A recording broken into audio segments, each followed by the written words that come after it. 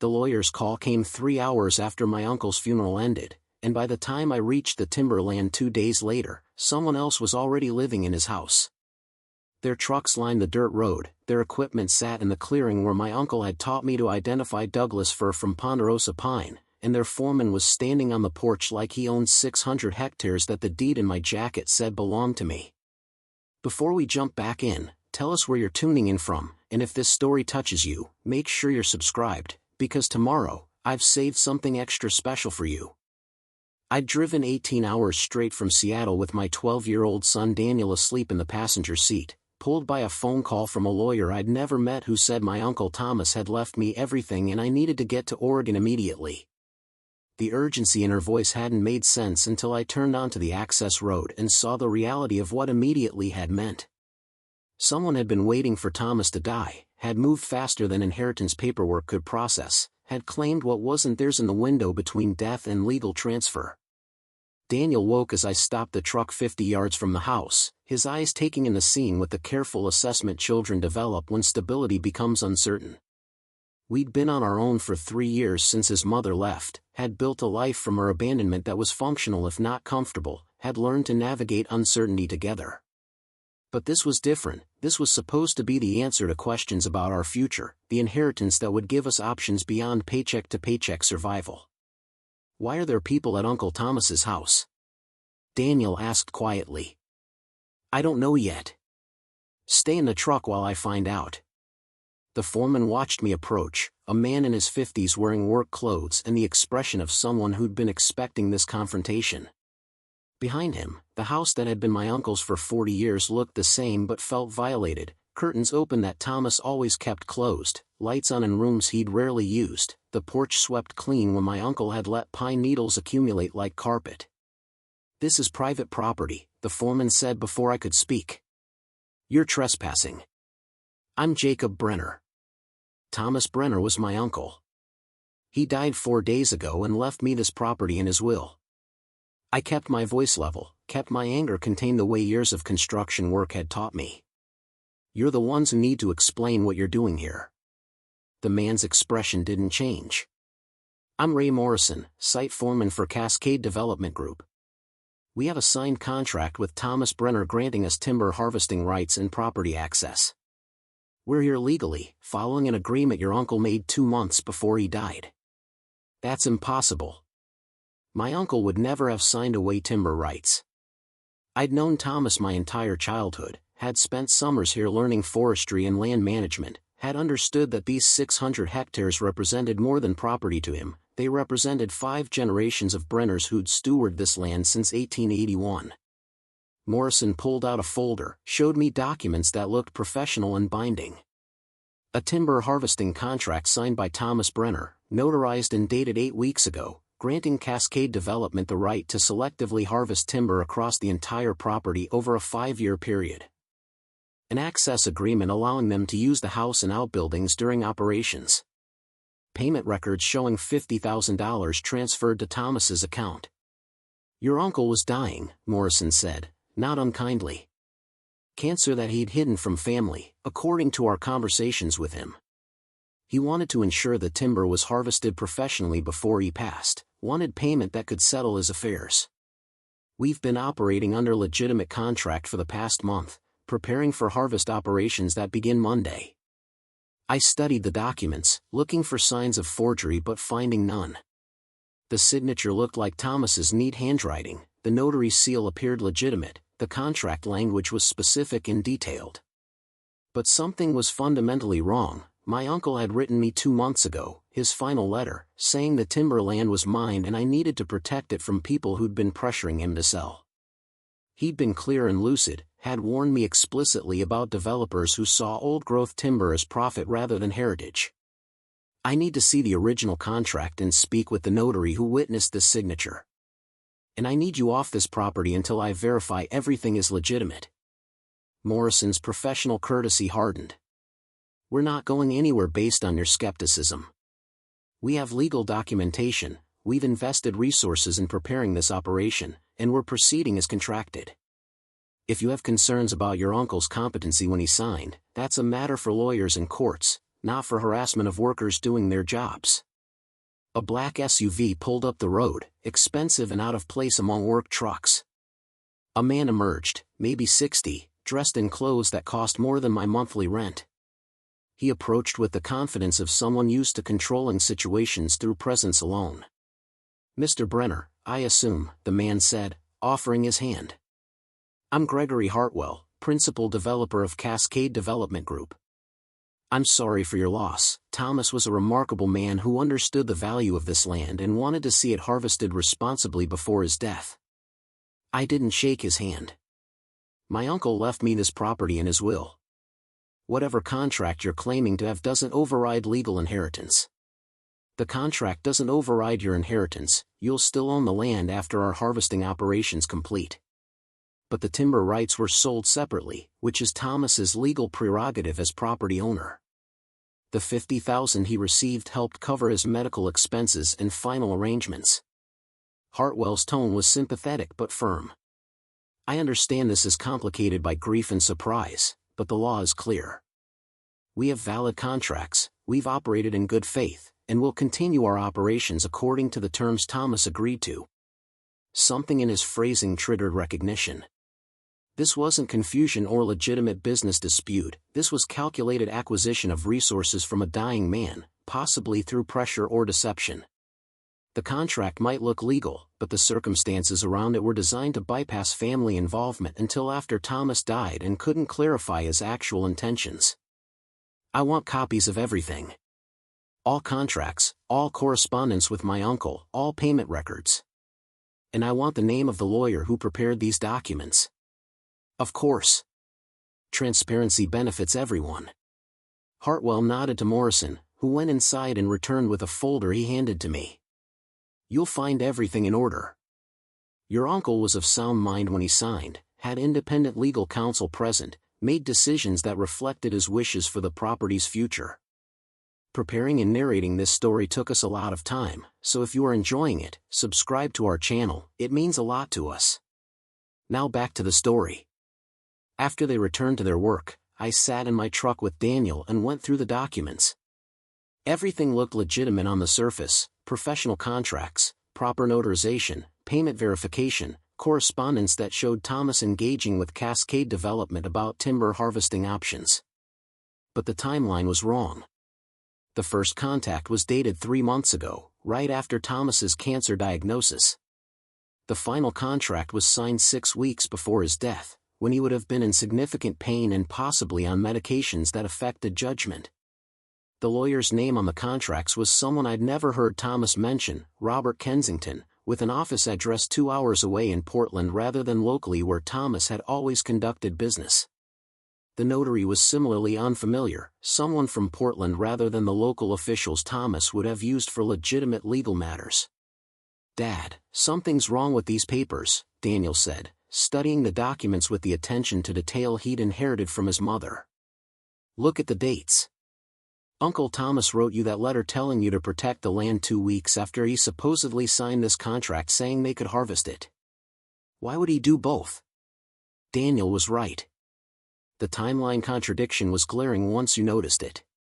Thomas had signed contracts allowing timber harvest, then had written me urgently saying to protect the timber from people trying to take it. Those two actions couldn't coexist if he'd been mentally competent and acting freely.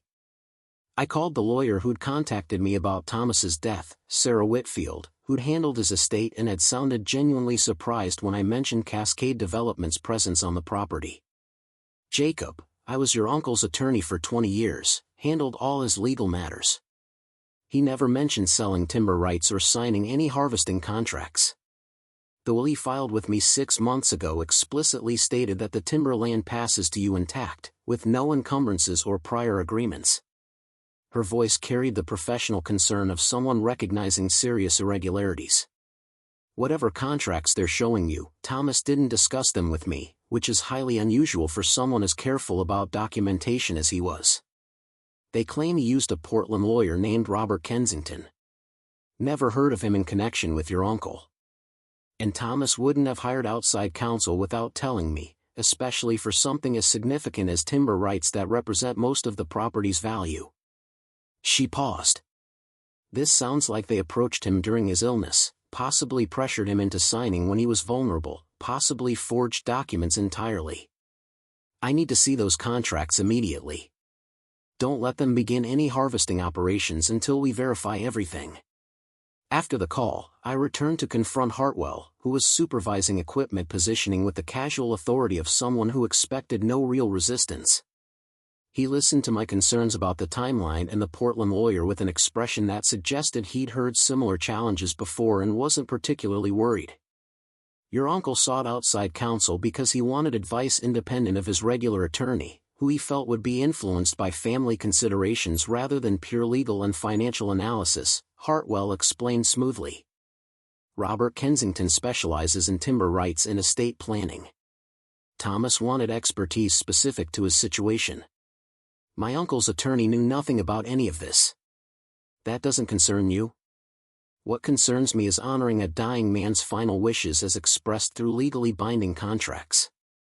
If Ms. Whitfield wasn't informed, that was Thomas's choice to make. He was an adult of sound mind making decisions about his own property. Hartwell's tone remained professional but carried an edge now. Mr. Brenner, I understand you're grieving and this is complicated.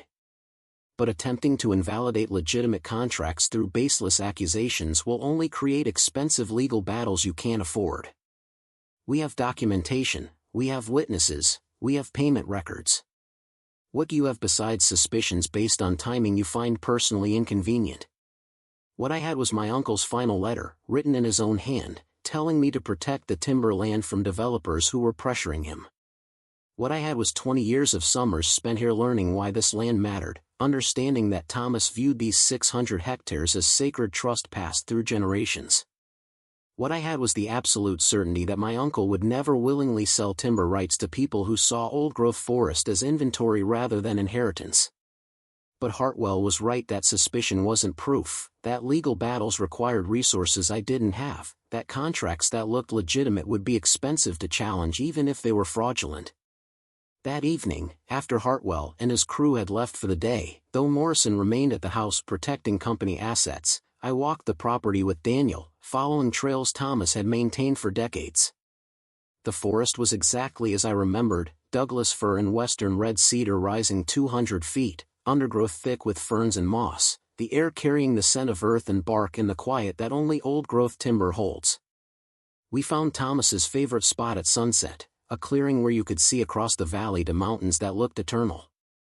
He'd brought me here as a child, had explained that the Brenner family had protected this land through 5 generations not because it was valuable but because some things mattered more than value. Timber that took centuries to grow deserved centuries of protection. Land that had sustained your family deserved stewardship that honored that sustenance. Cutting this forest would kill something that can't be replanted, Thomas had said during one of those childhood visits. They talk about sustainable harvesting, about replanting programs, about responsible forestry. But old growth isn't sustainable, it's singular. Once you cut trees that are 300 years old, you've destroyed something your great-great-great-grandchildren won't live to see restored.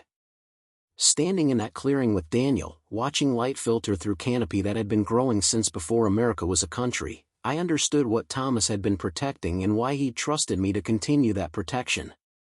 The timber rights contract wasn't legitimate, couldn't be legitimate, because Thomas would never have betrayed 5 generations of Brenners who'd chosen stewardship over profit.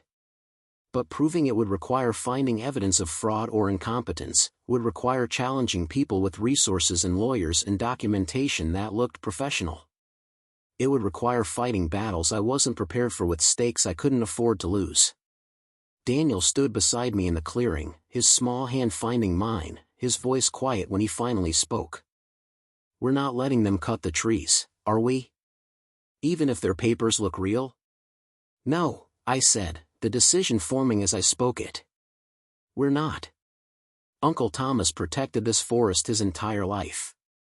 We're going to protect it now. We walked back through darkening timber, the forest breathing around us in the way old growth breathed, slowly, deeply, holding patience that human timescales couldn't measure. Somewhere behind us, Morrison was settling into my uncle's house, confident in contracts and documentation and the assumption that I'd surrender rather than fight. Somewhere in Portland, Gregory Hartwell was probably reviewing his next steps, calculating how long it would take to wear down a construction worker with no legal expertise and limited resources.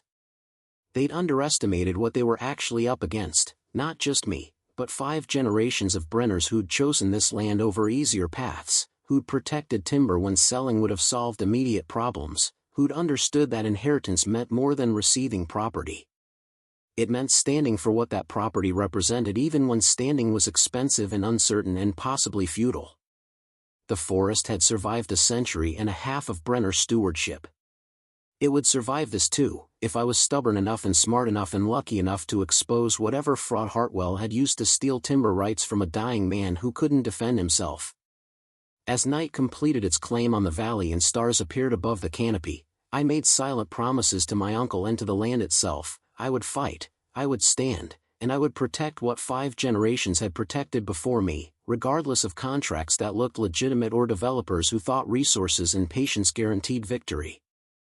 The timberland held its breath, waiting to see whether the newest Brenner would prove worthy of trust placed in him by a man who'd spent his life defending trees that predated nations, or whether this would be the generation that finally surrendered to people who measured worth through bored feet rather than centuries. Sarah Whitfield arrived at the timberland the next morning with a briefcase and the determined expression of someone who'd spent the night researching fraud patterns. She brought a private investigator named Linda Marsh, a woman in her 50s who specialized in contract disputes and elder exploitation cases. Together they spread documents across the hood of my truck while Morrison watched from the porch, his presence a constant reminder that we were fighting for property someone else currently occupied. "The contract has problems," Sarah said, pointing to details I'd missed. "The notary seal looks legitimate at first glance, but the registration number doesn't match Oregon state records for active notaries in the Portland area. Either it's forged or the notary isn't properly licensed, which would invalidate the entire contract." Linda pulled up records on her laptop. "Robert Kensington exists, has a law office in Portland, but his specialty is actually corporate mergers and acquisitions, not timber rights or estate planning. Strange choice for someone seeking expertise in forestry contracts." She scrolled through more information. "And he has a history, 3 complaints filed with the state bar in the past decade, all involving aggressive representation of development companies in land acquisition disputes. Nothing that resulted in disbarment, but a pattern of walking ethical lines. So Thomas chose a lawyer with a questionable history who doesn't specialize in the relevant field, used a potentially fraudulent notary, and never told his attorney of 20 years about any of it," I summarized. "That's not how my uncle operated. It's how predatory developers operate when they target vulnerable property owners," Linda said. "They approach people who are dying or desperate, offer what seems like generous payment for rights or access, use legal language that obscures what's actually being surrendered, and move fast before family can intervene. By the time heirs discover what happened, the contracts are executed and challenging them requires expensive litigation most families can't afford." Sarah's phone rang. She answered, listened, and her expression shifted from determination to concern. That was the county recorder's office. "Cascade Development filed a lien against the property yesterday, claiming breach of contract based on your interference with their operations. They're arguing that preventing their access to begin harvesting constitutes violation of the timber rights agreement and entitles them to damages. They're filing liens before we've even challenged the contract's legitimacy." The audacity was staggering. "It's a pressure tactic," Linda explained.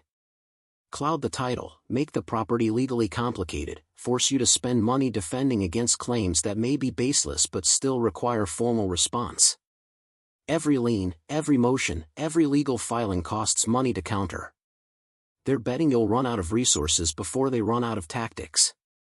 A silver sedan pulled up the access road, and a man emerged who looked like he'd stepped out of a courtroom, expensive suit, leather briefcase, the bearing of someone used to winning through intimidation disguised as legal process.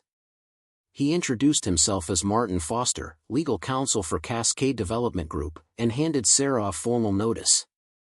"This is notification that Cascade Development will be seeking immediate enforcement of the timber harvesting contract through emergency court order," Foster said, his tone professionally neutral. We've provided more than adequate opportunity for Mr. Brenner to review documentation and confirm the contract's legitimacy. His continued interference with lawful operations constitutes tortious interference with contract and will result in substantial damages claims. Your contract was signed by a dying man using a lawyer with ethics complaints and a potentially fraudulent notary, Sarah responded. We'll be filing our own emergency motion to freeze all operations pending full investigation of the circumstances around the contract's execution. Thomas Brenner was evaluated by a physician who confirmed his mental competency at the time of signing. We have medical documentation supporting his capacity to enter into binding agreements. Foster pulled documents from his briefcase. We also have video recording of the signing, showing Mr. Brenner clearly understanding and agreeing to the contract terms. The existence of video evidence surprised all of us. If legitimate, it would significantly strengthen Cascade's position, would make arguing incompetency or coercion much harder. Foster's timing in revealing this, after we'd begun investigating, suggested it was being held as a trump card for exactly this moment. We need to see that recording, I said. It will be provided through proper discovery channels once litigation commences. For now, I'm informing you that harvest operations begin Monday as scheduled, and any physical interference will result in both civil and criminal complaints. Foster handed another document to Sarah. This is our motion for emergency enforcement hearing, scheduled for Friday. I suggest you prepare a compelling argument for why a notarized contract signed by a competent adult should be voided based on speculation about his true intentions. After Foster left, Sarah and Linda reviewed the new information with expressions that showed professional concern battling against determination. The video recording changed the calculus significantly, made the fight harder even if the contract remained suspicious. If they have video showing Thomas signing willingly and appearing competent, it doesn't matter if the notary was fraudulent or if Kensington was a questionable choice, Sarah said. The video would demonstrate knowing consent, which is the key element courts care about. Unless the video shows something else, Linda suggested. Pressure, confusion, signs of impairment. We need to see it before assuming it supports their position as strongly as Foster claims. Daniel had been sitting in the truck during these conversations, but I saw him watching everything with the careful attention he brought to moments that mattered. He'd grown up faster than 12-year-olds should, had learned through his mother's abandonment and our subsequent struggles that adult problems required adult awareness even from children. Now he was watching me fight for inheritance that represented our future, learning whether principles mattered enough to defend when defending them was expensive and uncertain. That afternoon, I drove to Portland to visit Robert Kensington's office, bringing Linda because she had experience identifying lawyer misconduct and knew which questions to ask. The office was in a high-rise downtown, expensive space that suggested successful practice but not necessarily ethical practice. Kensington's secretary said he was unavailable, but Linda's private investigator credentials and mention of potential state bar complaints prompted a sudden opening in his schedule. Kensington was younger than I'd expected, maybe 45, with the polished appearance of someone who'd built success through aggressive representation of clients who needed legal cover for questionable practices. He listened to our questions about Thomas's contract with the patient courtesy of someone who'd prepared for exactly this conversation. Thomas Brenner contacted me seeking advice about timber rights management during terminal illness, Kensington explained. He'd been approached by Cascade Development with an offer, wanted independent legal counsel to evaluate whether their proposal was fair and to ensure proper documentation if he chose to proceed.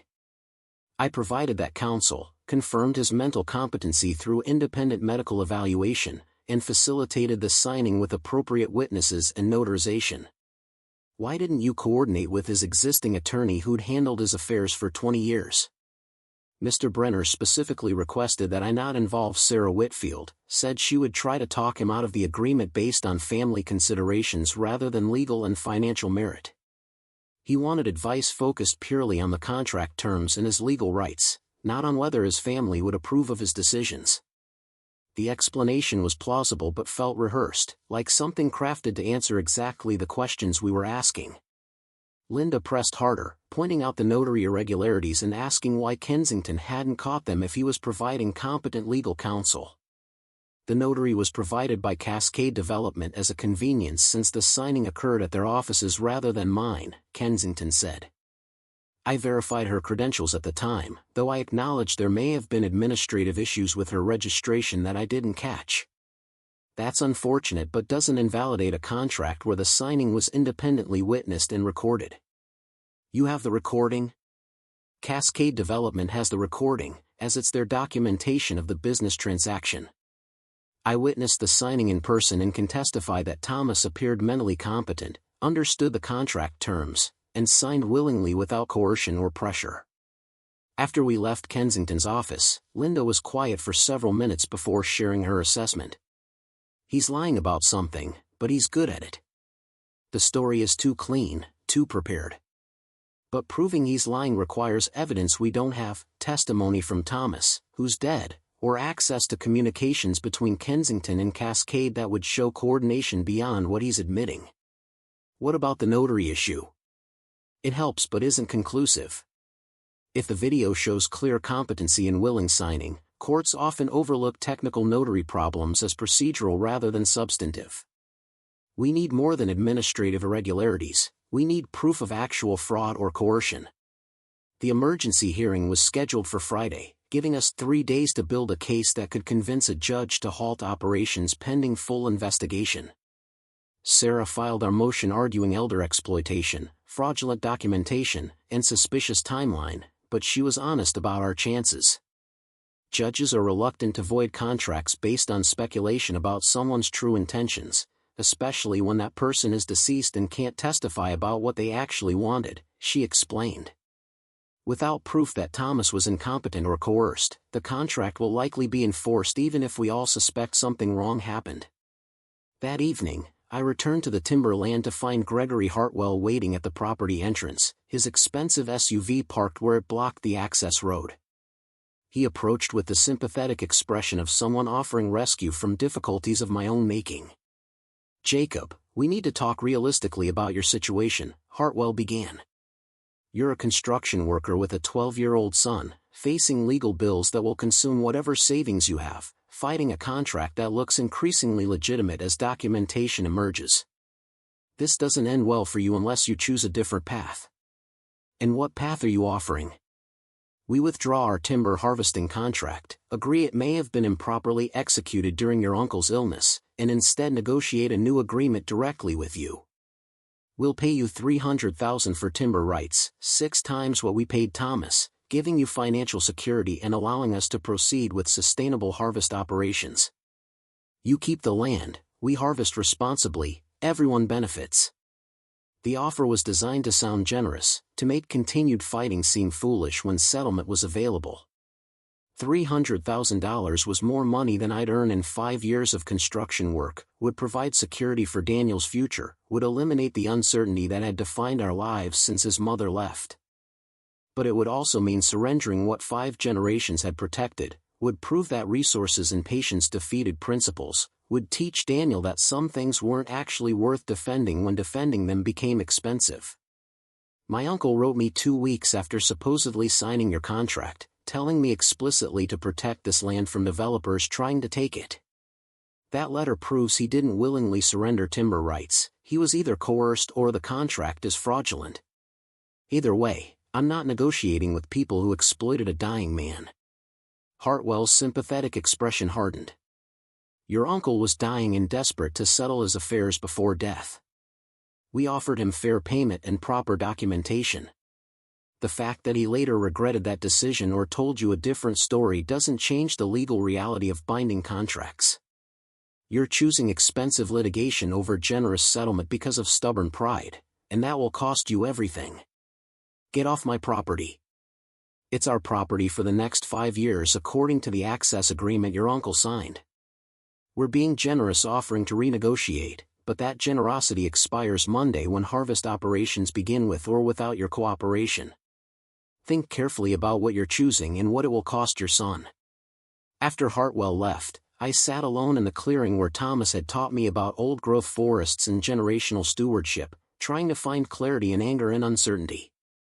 The legal fight was draining resources I didn't have, was pulling me away from work I needed to pay rent, was consuming time Daniel needed for stability and attention.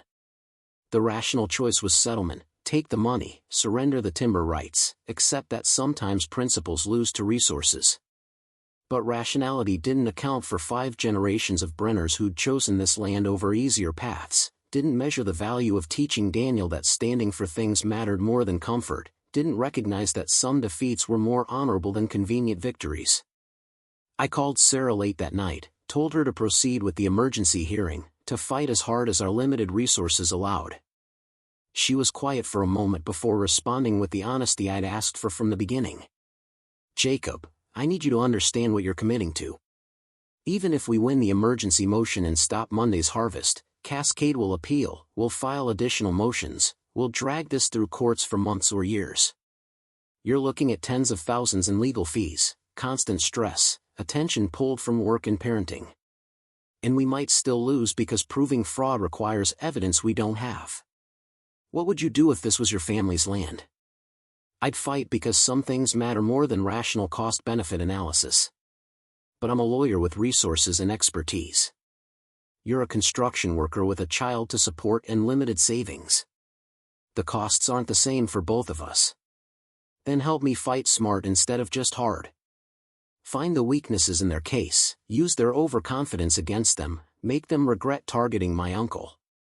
The hearing Friday morning was brief and procedurally dense, legal arguments about contract validity and preliminary injunctions and burdens of proof. Sarah presented our evidence of notary irregularities and suspicious timeline, argued that Thomas's letter contradicting the contract showed he didn't understand or agree to what he'd supposedly signed. Foster countered with medical documentation of competency and the existence of video evidence, argued that family members often misunderstood dying relatives' business decisions. The judge was an older woman who'd clearly handled similar disputes before, who listened carefully but skeptically to both arguments. Her ruling was measured and practical. "I'm granting a temporary restraining order preventing Cascade Development from beginning harvest operations until this court can review the video evidence and hear more complete arguments about the contract's validity.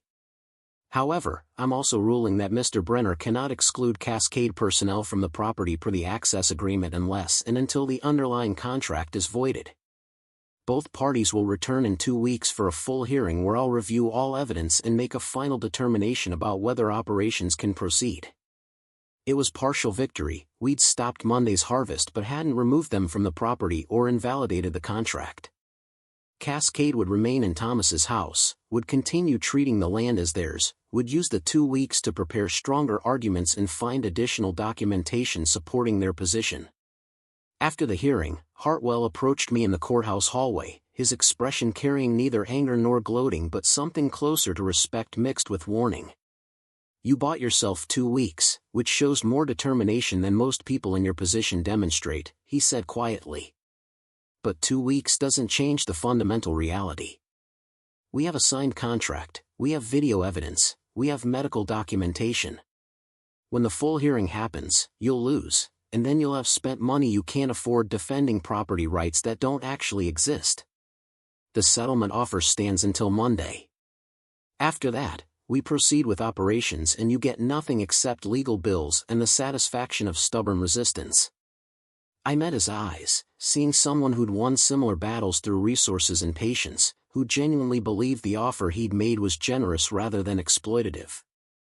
"My uncle spent 40 years protecting timber your contract claims he willingly surrendered. That contradiction matters more than your documentation or my financial limitations. See you at the full hearing." Walking out of the courthouse with Daniel and Sarah, I felt the weight of choices made and commitments that couldn't be undone. The fight would continue, would consume resources and time and attention that rational calculation said I couldn't afford. But rationality didn't measure what teaching Daniel mattered, didn't account for 5 generations of Brenners who'd chosen stewardship over profit, didn't recognize that some principles were worth defending precisely because defending them was expensive. The timberland waited 2 hours north, 600 hectares of old-growth forest that had survived a century and a half of Brenner protection. It would survive this too if I was stubborn enough and lucky enough and smart enough to expose whatever exploitation Hartwell had used to steal timber rights from a dying man who couldn't defend himself. The courthouse steps felt significant somehow, a threshold crossed that meant the fight was real now, that surrender was no longer possible without proving every suspicion I'd inherited along with the land. Daniel walked beside me carrying determination I hadn't taught him but that he'd learned through watching me choose principle over pragmatism, integrity over convenience. "We're going to win, right?" he asked quietly. "I don't know," I said, giving him honesty instead of false confidence. "But we're going to fight, and that matters whether we win or not. Your great-great-great-great-grandfather bought this land in 1881 and chose to protect it instead of profit from it. Uncle Thomas spent his life continuing that protection. Now it's our turn to stand for what they believed in, even if standing is hard." The forest held its breath, waiting to see whether the newest Brenner would prove worthy of trust placed in him, or whether this would be the generation that finally surrendered to people who measured worth through harvest yields rather than centuries. The video evidence waited to be reviewed, the full hearing loomed 2 weeks away, and somewhere in documentation or testimony or the land's own memory lay proof that would either vindicate my suspicions or prove them wrong. But proof required finding it, required investigation and persistence in the stubborn refusal to accept convenient explanations when convenient explanations contradicted everything I knew about the man who'd raised me to understand that inheritance meant more than receiving property, it meant standing for what that property represented even when standing cost everything you had. The 2 weeks between hearings consumed Jacob's life in ways he hadn't anticipated. Sarah requested the video evidence through formal discovery, and when it finally arrived, they gathered in her office to watch Thomas Brenner sign away timber rights he'd spent 40 years protecting.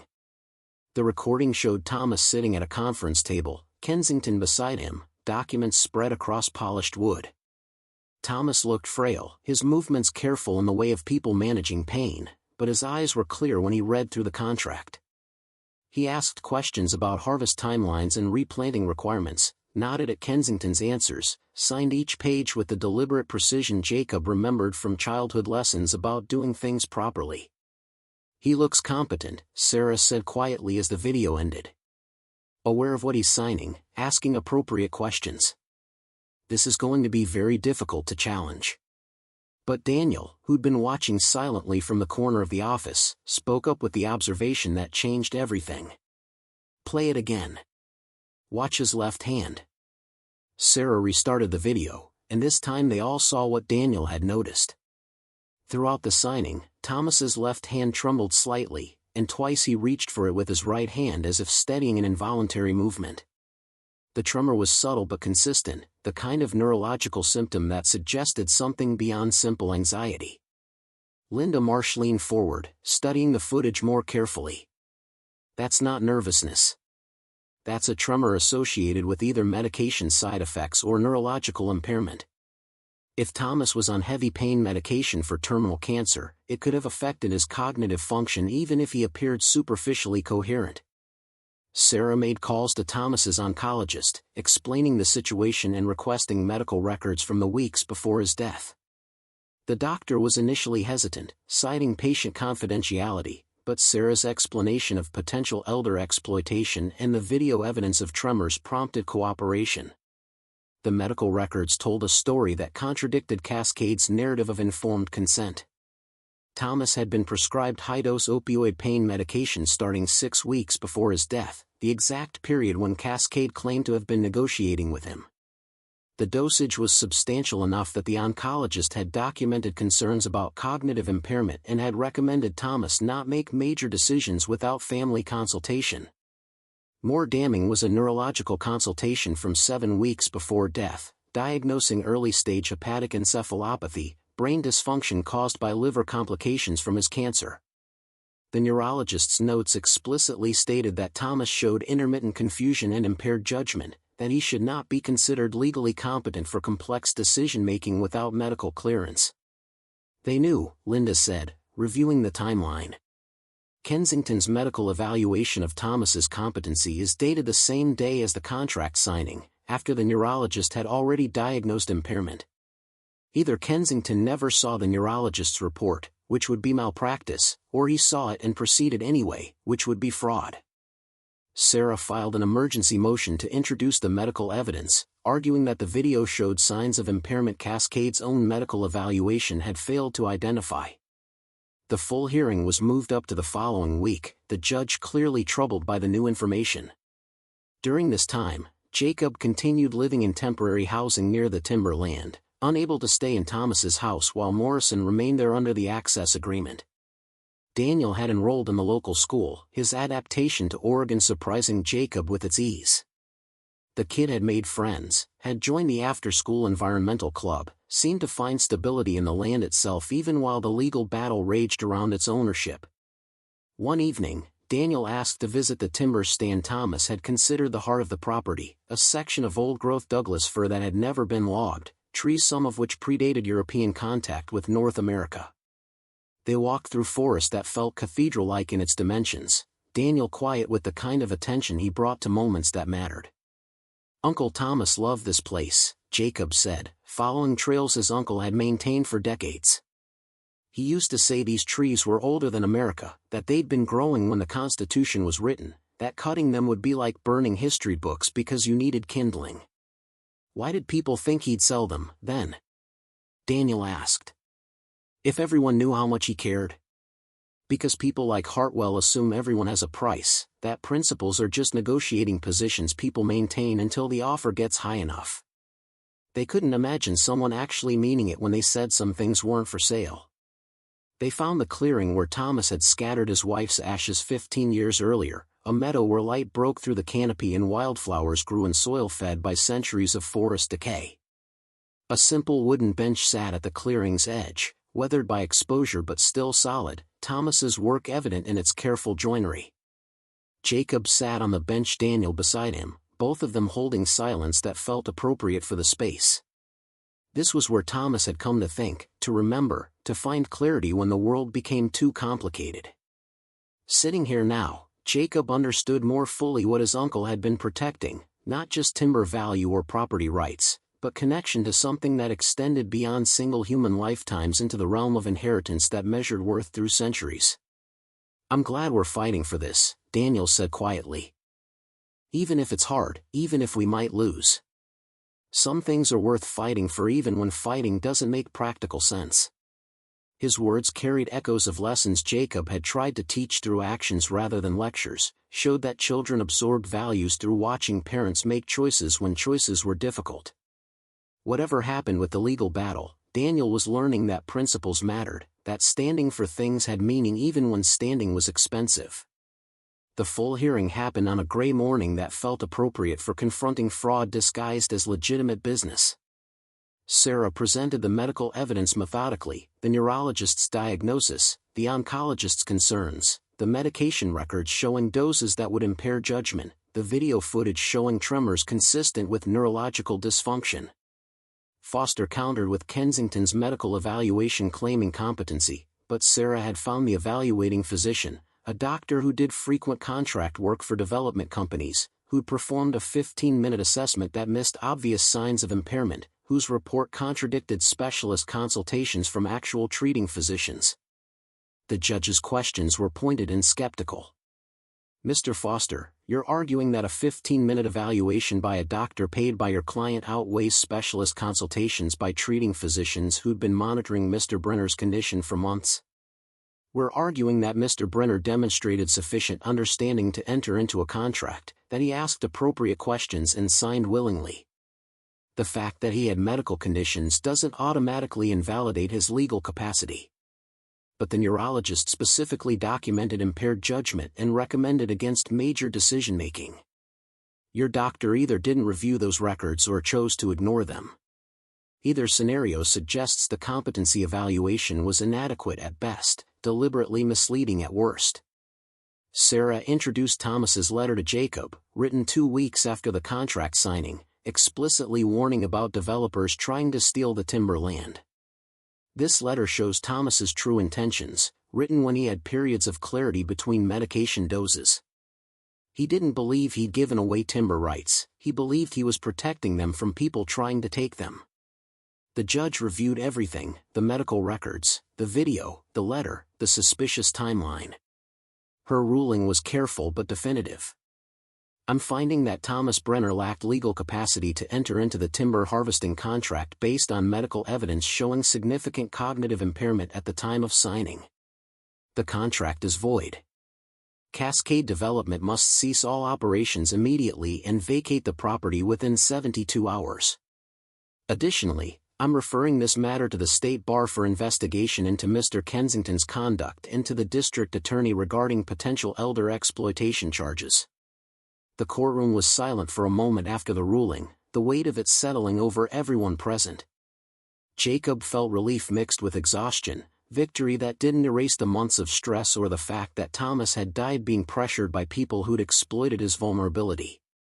Hartwell approached Jacob outside the courthouse afterward, his expression carrying something between respect and resignation. "Your uncle was a stubborn man who raised a stubborn nephew. I underestimated how far you'd go to honor his wishes. You exploited a dying man and expected his family to accept it because you had lawyers and documentation. That was your miscalculation, not my stubbornness. Perhaps. For what it's worth, I believed Kensington's evaluation, believed Thomas had made a legitimate decision. Learning the medical records told a different story." Hartwell paused. "I'm getting too old for these fights. Time to retire and let my son decide whether this business is worth the cost it extracts." After Hartwell left, Sarah pulled Jacob aside with news that explained much of what had happened. Linda found communications between Kensington and Cascade dating back 8 months, long before they claimed to have first contacted Thomas. They'd been monitoring the property, knew Thomas was sick, waited for him to be vulnerable enough that a quick contract during cognitive impairment might slip past family notice. So it was premeditated exploitation. Yes. And the DA is very interested. This won't just be a civil matter, there may be criminal charges for elder financial abuse. Kensington's going to face serious consequences, and Cascade's business practices are under investigation for patterns of similar behavior with other properties. The 72 hours Cascade was given to vacate passed slowly. Morrison and his crew removed their equipment with the sullen efficiency of people who'd lost battles they'd expected to win. Jacob watched them go from the porch of Thomas's house, his house now, feeling the strange emptiness that follows conflict resolution. The fight was over, the timber land was secure, but Thomas was still dead, and Jacob was left with inheritance that came wrapped in grief and anger at people who'd made his uncle's final months stressful and frightening. Daniel found him on the porch that evening, both of them watching sunset paint the timber in colors that made the forest look alive. "What happens now?" Daniel asked. "We decide what to do with 600 hectares of old-growth forest and the responsibility of protecting it the way 5 generations of Brenners protected it before us." "Are we moving here? Permanently?" Jacob had been avoiding that question, had focused on the legal fight without addressing what victory actually required.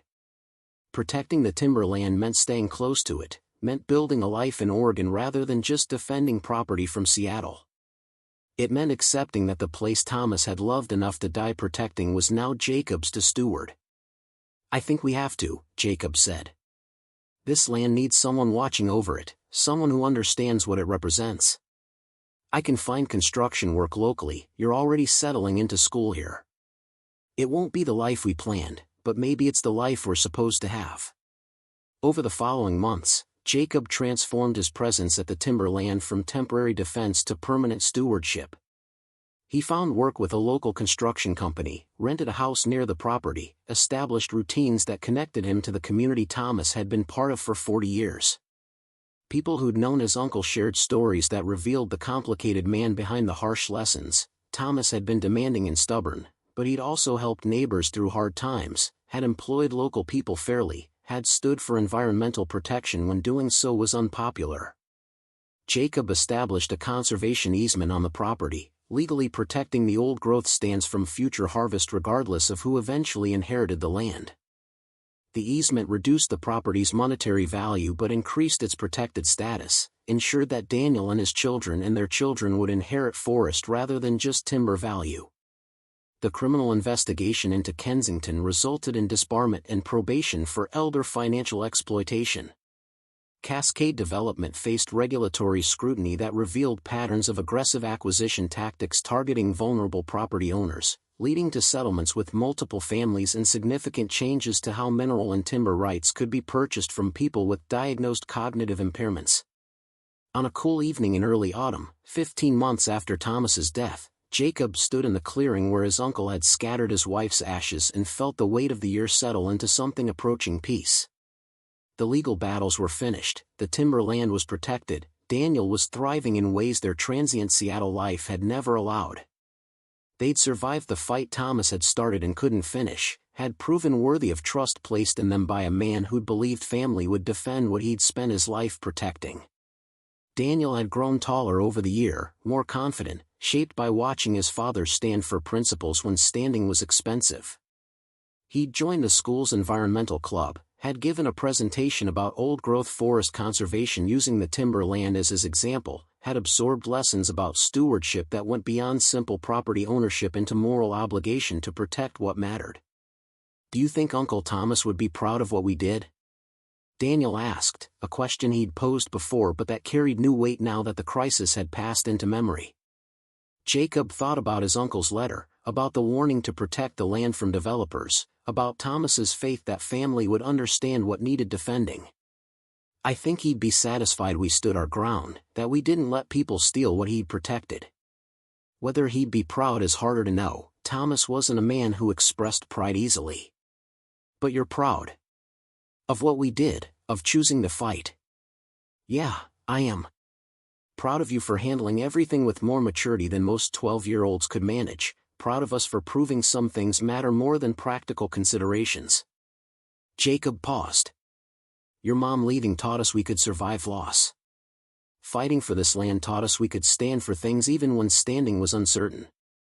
Those are hard lessons but important ones." They walked back through forest that had survived another crisis, that had been protected through determination and luck and the stubborn refusal to surrender what 5 generations had fought to preserve. The timber breathed around them in the way old growth breathed, slowly, deeply, holding patience that human timescales couldn't measure. The land had taken much from the Brenners, Thomas's final piece, Jacob's savings and stability, the comfortable life they might have built elsewhere. But it had also given back, purpose, connection to something larger than single lifetimes, proof that principles could prevail when people were stubborn enough and lucky enough and principled enough to stand against forces that measured success through acquisition rather than protection. As darkness settled over the timberland and stars appeared above the canopy, Jacob felt the presence of 5 generations of Brenners who'd made similar choices, who'd protected rather than profited, who'd understood that some inheritance carried obligations extending beyond legal ownership into moral duty to preserve what you'd been given. The forest would stand long after Jacob was gone, would continue through Daniel's stewardship and beyond, would remain proof that desperate fights sometimes succeeded when people refused to surrender what mattered. Thomas Brenner had spent 40 years protecting timber from people who wanted to reduce centuries to board feet. Jacob had honored that protection through standing ground his uncle had held, through showing Daniel that legacy meant more than receiving property, it meant choosing to defend what that property represented even when defending it cost everything you thought you couldn't afford to lose. 10 years passed like seasons across the timberland, each one leaving its mark on the forest the way rings mark a tree's growth. Jacob watched Daniel grow from the 12-year-old boy who'd stood beside him during the legal battles to a 22-year-old man preparing to graduate from Oregon State with a degree in forestry and conservation biology. Daniel had chosen his field deliberately, wanting to understand the science behind what his great-uncle had protected, wanting to build a career that honored the lessons learned through defending 600 hectares of old-growth forest from people who'd measured its worth in board feet rather than centuries. The timberland had transformed with them, though the forest itself remained unchanged in the ways that mattered. The Douglas fir and western red cedar still rose 200 feet, the undergrowth still grew thick with sword ferns and Oregon grape, the air still carried the scent of earth and bark in the patient silence that only ancient timber holds. But the land's relationship to the family had shifted from inheritance to stewardship, from property defended to legacy actively maintained. Jacob had built a life in Oregon that surprised him with its solidity. The construction company he'd joined had promoted him to project manager, recognizing skills he'd developed through years of military precision applied to civilian work. He'd bought a modest house near the timber land, close enough to visit regularly but separate enough that the forest remained forest rather than backyard. He served on the County Land Use Planning Commission, had become voice for conservation in a region where logging interests still dominated many conversations about resource management. But more than the work or the community involvement, Oregon had given Jacob something Seattle never had, belonging that came through fighting for a place rather than just living in it. The people who'd known Thomas shared stories that connected Jacob to his uncle's legacy, showed him the man behind the harsh lessons. Thomas had been difficult and demanding, but he'd also been principled in ways rural communities respected, had stood for environmental protection when doing so cost him friendships and business opportunities, had understood that some things mattered more than convenience or profit. The conservation easement Jacob had established protected the old-growth stands in perpetuity, ensured that future generations would inherit forest rather than just timber value. The easement had reduced the property's monetary worth significantly. Potential buyers interested in harvest rights had no interest in land they couldn't cut. But it had increased its protected status, had transformed the timber land from vulnerable asset to secured legacy. Daniel had spent summers during college working with forestry programs, learning sustainable management techniques while also advocating for preservation of remaining old growth. He'd written his senior thesis on the ecological value of unmanaged forest, using the timber land as his primary case study. The work had attracted attention from environmental organizations and research institutions, had established him as someone who understood both the science of forestry and the ethics of stewardship. "I want to work with families who inherit timber land but don't know how to protect it without being exploited," Daniel had told Jacob during one summer visit. People in situations like we were suddenly responsible for forests they didn't expect, facing pressure from developers who see opportunity in their inexperience. There should be resources for doing this right, not just examples of companies taking advantage. His passion for the work reminded Jacob of Thomas's dedication to protecting the forest, of the stubborn commitment to doing things properly even when proper was expensive. The determination to defend what mattered had skipped a generation but had found expression in Daniel's career choice, in his focus on helping others navigate the complicated intersection of inheritance and conservation. On a warm evening in late spring, 15 years after Thomas's death, Jacob received an unexpected letter. Michael Hartwell, Gregory's son who'd taken over Cascade Development after his father's retirement, had written seeking conversation about what had happened with the timber land and what his family's company had become in the years since. They met at a coffee shop in town, Michael arriving with the subdued bearing of someone carrying regrets inherited from previous generations. He was maybe 40 now, looked tired in ways that had nothing to do with physical exhaustion. "My father died last year," Michael began after they'd settled at a corner table. "Heart problems, complications from diabetes. In his final months, he talked a lot about the timber land, about your uncle, about the fight that had defined his last major project before retirement. He died carrying regrets about how he'd handled things." Jacob listened without responding, giving Michael space to say whatever he'd come to say. "The investigation into our business practices revealed patterns my father had either ignored or justified as aggressive negotiation. We'd targeted vulnerable property owners systematically, had used legal tactics that were technically legitimate but ethically questionable, had built success through exploiting people who couldn't defend themselves." Michael pulled out a folder. "I've spent the past 5 years restructuring the company, settling with families we'd wronged, implementing practices that prioritize fair negotiation over aggressive acquisition." Inside the folder were settlement agreements with 12 families, compensation for timber rights or property access obtained through methods similar to what they'd attempted with Thomas. The amounts were substantial, suggested genuine attempt at restitution rather than minimal legal compliance. "Why are you showing me this?" Jacob asked. "Because you were the one who fought back, who exposed practices my father had normalized, who showed that standing ground mattered even when standing was expensive. The criminal investigation, the regulatory scrutiny, the publicity around elder exploitation, all of that started because you refused to accept that contracts looking legitimate were actually legitimate. Michael paused. My father couldn't apologize while living because acknowledging what he'd done would have required confronting methods he'd spent decades justifying. I'm apologizing for him and for a company that needs to be better than what we were. After Michael left, Jacob sat alone with coffee that had gone cold, processing an apology that didn't resurrect Thomas or restore the peaceful final months his uncle should have had. But it acknowledged truth, offered closure that litigation had never provided, showed that sometimes fighting for principles created consequences beyond immediate victory. The Timberlands Museum had grown into something beyond Jacob's initial vision. Housed in a restored cabin on the property's edge, it documented not just Brenner family history but the broader story of old-growth forest protection in the Pacific Northwest. School groups visited regularly, learning about ecology and economics and the human cost of choosing stewardship over profit. The exhibits included Thomas's journals and photographs, explained the legal battle that had protected the forest, discussed the ethics of resource development when inheritance and conservation collided. Daniel had helped create those exhibits during college, had ensured the full truth was documented rather than sanitized.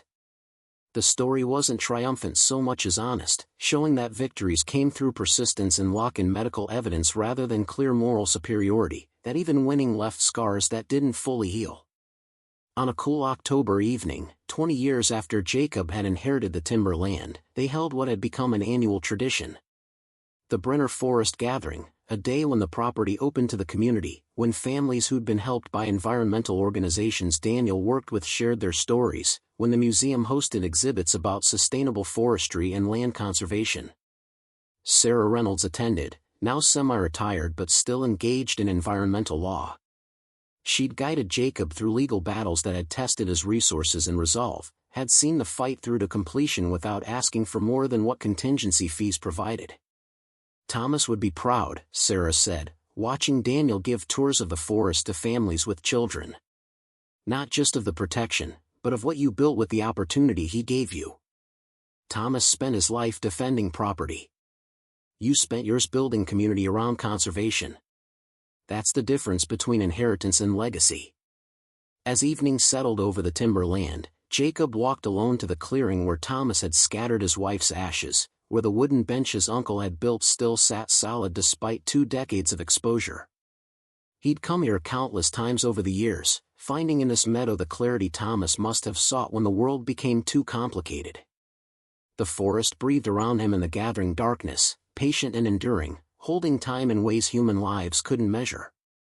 These trees had been growing when the Constitution was written, had witnessed 5 generations of Brenners who'd chosen protection over profit, who'd understood that some inheritance carried obligations extending beyond legal ownership into moral duty to preserve what you'd been given. Jacob thought about the journey that had brought him here, the desperate drive from Seattle after Thomas's death, the discovery of Cascade's occupation, the months of legal fighting that had tested whether principles could prevail against resources and documentation. The timberland had given him more than property. It had given him purpose, had forced him to engage with legacy he hadn't expected, had revealed that sometimes the fights you didn't choose shaped you more than the paths you planned. Daniel found him in the clearing as stars began appearing overhead, both of them comfortable in the silence that had developed through 20 years of shared experience. Daniel was leaving soon for a position with a conservation nonprofit, work that would take him across the Pacific Northwest helping families protect inherited forest land. He'd be gone but not distant, connected to this place through everything it had taught him about standing for things when standing was expensive. I've been thinking about what Uncle Thomas actually left us, Daniel said quietly. It wasn't just the timberland or the money it would have been worth. It was the choice to stand for what mattered, the understanding that some things are worth defending even when defending them is uncertain and costly. He left us a test, Jacob agreed. Whether we'd be worthy of trust he placed in us by believing family would understand what needed protecting. And we passed. Not perfectly, not without struggle, but we stood ground he'd held and showed that principles could prevail when people refused to surrender what mattered. They walked back through forests that had survived another generation of Brenner stewardship, that had been protected through determination and luck and the stubborn refusal to accept that contracts looking legitimate were actually legitimate when they contradicted everything known about the man who'd supposedly signed them. The timber breathed in the night air, ancient and patient, holding stories that spanned centuries. The land had taken much from the Brenners: Thomas's peaceful death, years of Jacob's life spent in legal battles, the comfortable existence they might have built elsewhere. But the land had also given more than it took: connection to something larger than single lifetimes, proof that desperate fights sometimes succeeded when people were stubborn enough to stand against forces that measured success through acquisition rather than protection, lessons about legacy that went beyond inheritance into active choice to preserve what you'd been given. 20 years had transformed a contested inheritance into protected legacy, had changed a man running toward property he'd inherited into someone who'd made peace with the responsibility that property represented, had shaped a boy who'd lost stability into a man who understood that some things provided foundation more solid than comfort, principles stood for, battles fought, land defended not because defending it was easy but because it mattered. The timber land would stand long after Jacob was gone, would continue through Daniel's stewardship and beyond, would remain proof that what was worth defending could be defended when people understood that worth couldn't be measured only through monetary value. Thomas Brenner had spent 40 years protecting forest from people who wanted to reduce centuries to profit margins. Jacob had honored that protection by standing ground his uncle had held, by showing Daniel that legacy meant more than receiving property. It meant choosing to defend what that property represented even when defending it cost everything you thought you couldn't afford to lose. As Jacob locked the museum and walked toward his truck where Daniel waited, both of them heading home through darkness that felt comfortable now, familiar roads leading to lives they'd built from inheritance and choice, he felt the weight of 20 years settle into something approaching completion. Not ending, because the work would continue, the forest would need protecting, the museum would keep teaching, Daniel would help other families navigate the complicated intersection of inheritance and conservation. But closure on the journey that had started with a phone call about Thomas's death and a race to property someone else was already occupying. The stars wheeled overhead in their ancient patterns, indifferent to human struggles and triumphs, witnessing the slow work of forests being protected and families choosing stewardship over profit and land being defended because defending it honored something larger than single generations. Thomas Brenner had carved a life from 600 hectares of timber land, had discovered its true value lay not in what it could be sold for but in what it represented, had died believing his nephew would understand what needed defending. Jacob had proven worthy of that trust not through finding easy answers but through standing for principles when standing was uncertain and expensive, through building community where Thomas had worked alone, through teaching Daniel that inheritance carried weight beyond ownership into the realm of moral obligation to protect what mattered. The land remembered everything: the century and a half of Brenner's stewardship, the battles fought and the peace finally achieved, the generations who'd chosen this forest over easier paths. It had shaped the family that protected it, had taken their labor and their struggles and their stubborn commitment to doing things properly even when proper was costly. And it had given back purpose, connection, the kind of belonging that came from fighting for something and discovering through that fight what actually endured. The timberland sat in darkness now, its museum locked, its trails waiting for tomorrow's visitors, its trees holding patient witness to another chapter in the ongoing story of inheritance transformed into legacy through choice and commitment and the understanding that some things mattered more than comfort or convenience. That was legacy in its truest form, not what you owned but what you chose to protect, not what you inherited but what you honored and defended and passed forward to generations who would face their own battles and make their own choices about what standing for things actually required. The timberland had given Jacob that understanding, and he'd spent 20 years proving worthy of the gift his uncle had left for whoever was stubborn enough and principled enough to claim it. Up next, you've got 2 more standout stories right on your screen. If this one hit the mark, you won't want to pass these up. Just click and check them out.